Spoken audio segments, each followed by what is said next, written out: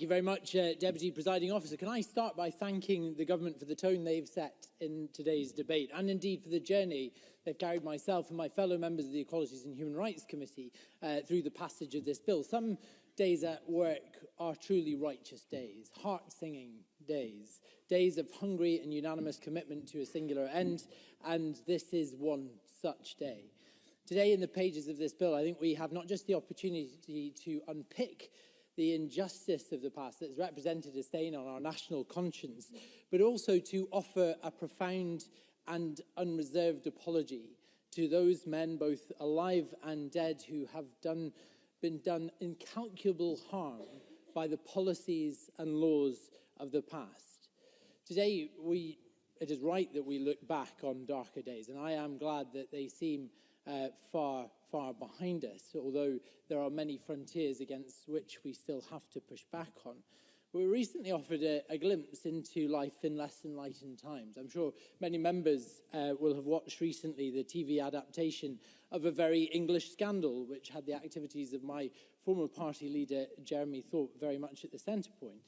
That was something of uncomfortable viewing for me, not for the reasons members might think. Obviously, there was a certain amount of shame attached to having a party leader undergoing trial for attempted murder, and that shame followed us for many years until it was eclipsed by decision to enter coalition government.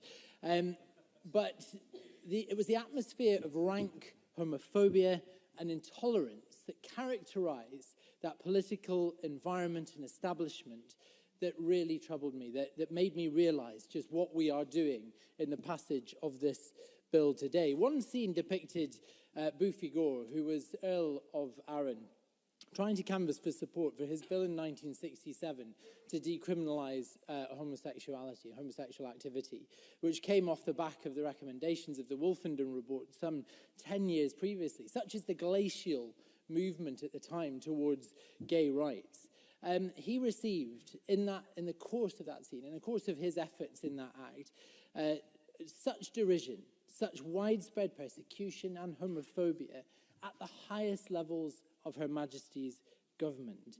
He was doing that to memorialise his late brother, who had killed himself as a result of the shame that he had felt attached to him as a result of his sexuality. And his late brother was not alone. So many men, incalculable totals of men, took their own life as a result of the persecution and the shame of an intolerant society, which was on the statute book, enshrined in the statute book, in the laws that we have happily struck down in Maine and for which we are atoning for today. And I'm very glad, and I'll come on to this in more detail in a minute, but that is why I think it was very important that Mary Fee asked for the government to recognise the needs of those men who have left this world and the families they leave behind, for that posthumous recognition.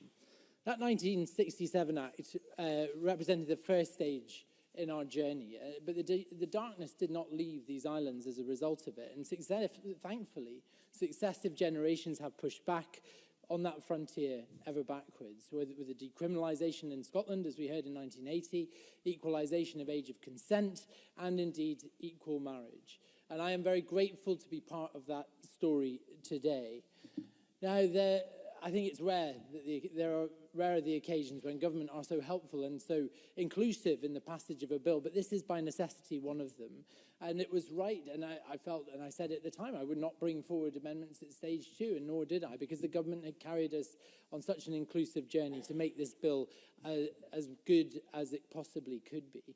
We talked about whether we should expunge the record entirely, but we heard quite powerfully from campaigners that to delete the record of these criminal offences would be a kind of revisionist history for the future, so that we could not look on the stain of the past. But it was impossible to make these disregards automatic because of the very obscure nature of the crimes for which men were sentenced. We talked about compensation. Now, I was very gratified and humbled to see that not one person who came before the committee from the stakeholder groups or the individuals affected had ever thought about compensation. It was not what they wanted, and they felt it would create an artificial hierarchy of victimhood. And finally, that posthumous recognition, I'm so delighted to hear there will be a scheme included for as a result.